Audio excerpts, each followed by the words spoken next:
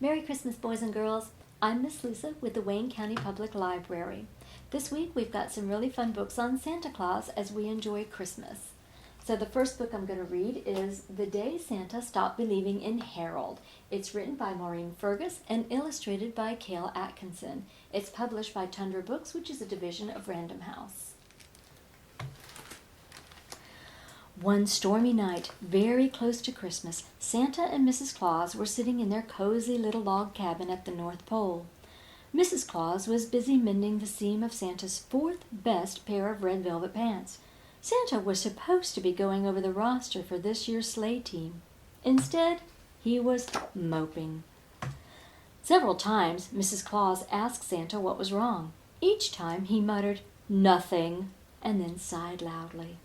Finally, Mrs. Claus said, "Papa, I can't help you if you won't tell me what the problem is."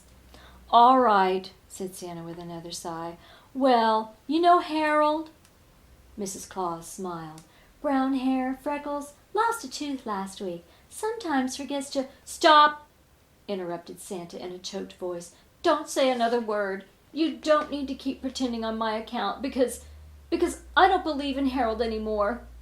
Mrs. Claus stared at Santa as though he suddenly sprouted antlers. "Look, Harold has always been a big part of my Christmas, and I still like the idea of Harold," explained Santa. "But lately, I've come to realize that there are a lot of things about Harold that just don't make sense." "Like what?" asked Mrs. Claus.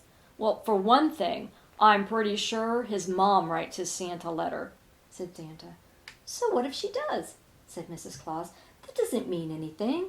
"Maybe not," said Santa. "But what about the snack, huh? What about that?" "What about it?" asked Mrs. Claus. "I think Harold's dad lays out my snack on Christmas Eve," whispered Santa dramatically. "Think about it. Harold is way too small to lift a big carton of milk. He can barely hold his own head up."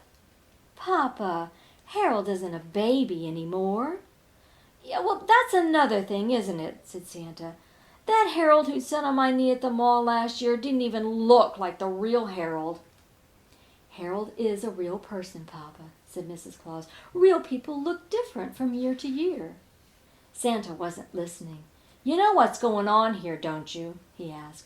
"Harold's parents are trying to trick me into believing in him." "And just why would they want to do that?" asked Mrs. Claus. "They think that if I know the truth about Harold, Christmas will be ruined for me," cried Santa. "Either that, or they want Harold's gifts all for themselves." Mrs. Claus shook her head and said, "You know what you're doing, don't you? You're looking for reasons not to believe in Harold instead of just accepting him as one of the best, most magical parts of Christmas." Santa looked uncomfortable and maybe even a little uncertain, but all he said was, "I know what I know." The terrible news traveled like a spooked Arctic hare. Santa had stopped believing in children. "Not all children," Santa assured Merpin, the elf supervisor in the computer gizmo department. "Just Harold." "Uh-huh," said Merpin. "And you know what else?" said Santa. "I'm not the only one who doesn't believe in him. My friends don't believe in him either." "Uh-huh," said Merpin. "Jack Frost says his mom and dad told him that Harold doesn't exist, and the abominable snow monster says only a baby would believe in Harold." "Uh-huh," said Merpin. "Do I look like a baby to you?" boomed Santa. Merpin stared at Santa's twinkling eyes and rosy cheeks and jiggling jelly belly. "Forget I asked," sniffed Santa. "I'm going to go talk to the reindeer." The reindeer listened carefully to Santa's evidence against the existence of Harold. Then they whispered amongst themselves for a few minutes. Finally, Donner said, "On the one hand, we're not convinced that Harold is real." "I knew it," Santa said unhappily. "On the other hand," continued Donner, "we're not convinced that Harold isn't real." "So what are you saying?" asked Santa. "What we're saying is that you need proof," said Donner, "and we think we know just how you can get it." Now, strange as it seems, while Santa was up north telling Mrs. Claus and the elves and the reindeer that he didn't think Harold was real, Harold was down south telling his parents and his friends and his turtle that he didn't think Santa was real. Deep in his heart, Harold wanted to believe in Santa, but the older Harold got, the harder it was for him to just have faith. "What I need is proof," thought Harold, "and I think I know just how I can get it." That Christmas Eve, Harold hung his stocking, helped set out the Santa snack, and hugged his parents good night, just like he did every Christmas Eve. On this particular night, however, after his mom and dad had gone to bed, Harold tiptoed back into the front room and hid behind the armchair across from the fireplace. "If Santa's real," thought Harold drowsily, "I will definitely be able to see him coming." Many hours later, Santa and the reindeer touched down on the roof of Harold's house, which Santa had saved for last. Santa's plan was to hide in Harold's front room and see if Harold ran out of his bedroom on Christmas morning. If he did, Santa would know that Harold was real. If he didn't, Harold's parents would have some explaining to do. After settling into his hiding spot, Santa tried to stay awake, but it was extremely warm and cozy in Harold's front room, and Santa was very tired after a hard night's work. Slowly, he closed his sleepy eyes. The next thing Santa knew, it was Christmas morning. "Too bad we don't know any little boys who want to open some presents from Santa," said Harold's mom, who spotted Harold hiding behind the armchair.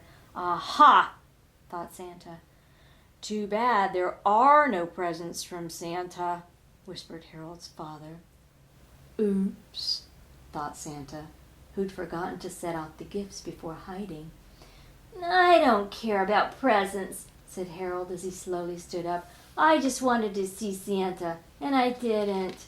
At the sound of Harold's voice, Santa's heart gave a wild leap. "You're real!" he shouted joyfully as he jumped up from behind the sofa. Harold's mother screamed. Harold's father sprayed coffee everywhere. Harold's face lit up like a Christmas tree. "You're real!" he shouted, running over to give Santa a hug. After Harold and Santa got over the shock of finding out that each of them thought the other wasn't real, they sat on the floor reading comics and playing toys and licking candy canes until the sound of tiny hooves impatiently stomping on the roof reminded Santa that it was time to go home. "Goodbye, Harold! Goodbye, Harold's parents!" cried Santa as he prepared to magic himself up the chimney.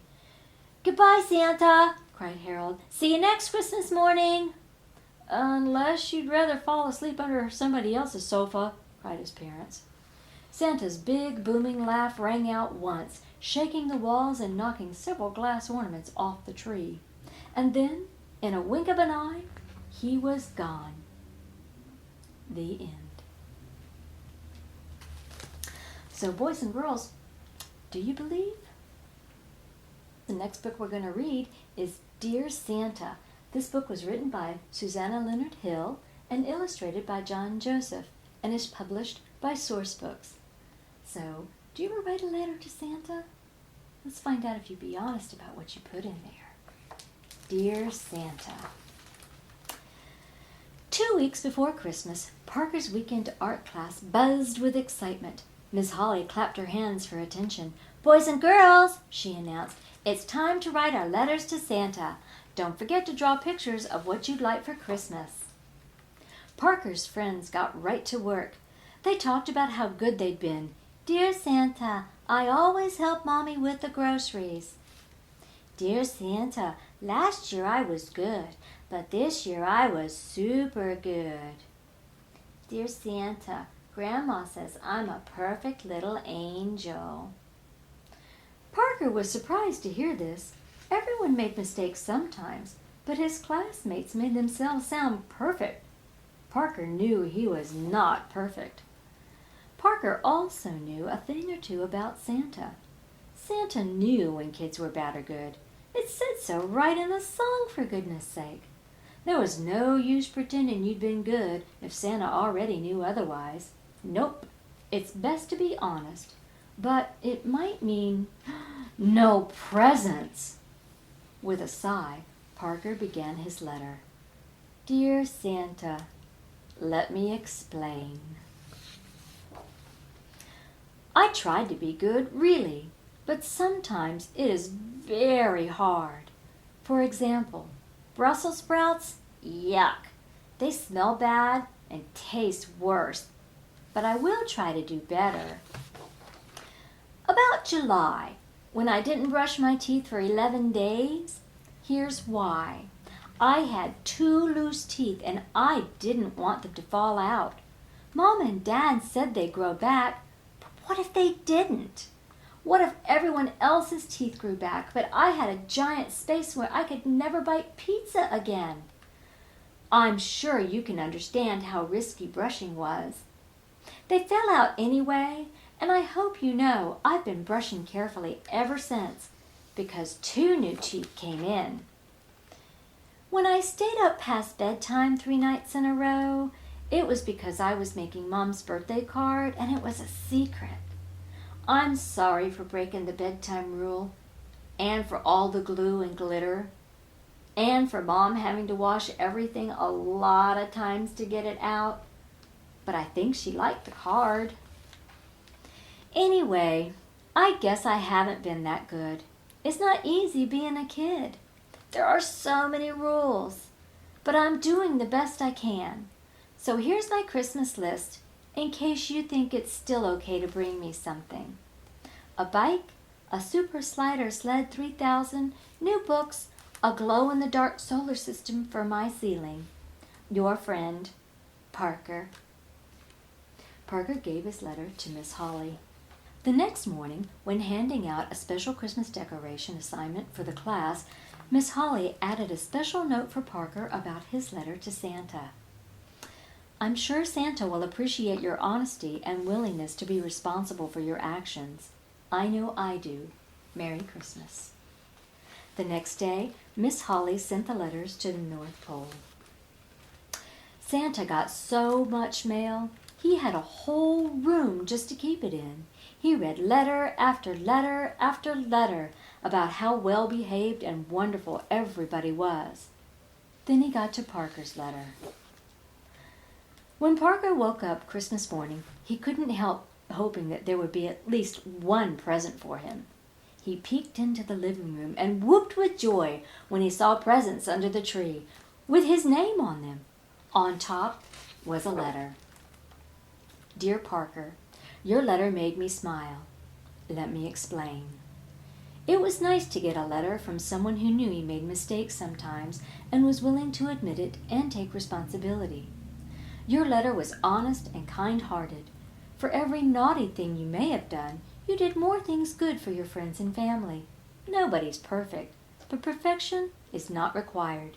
Just keep being the best version of you that you can be. Have a very Merry Christmas and keep up the good work. Your friend, Santa. P.S.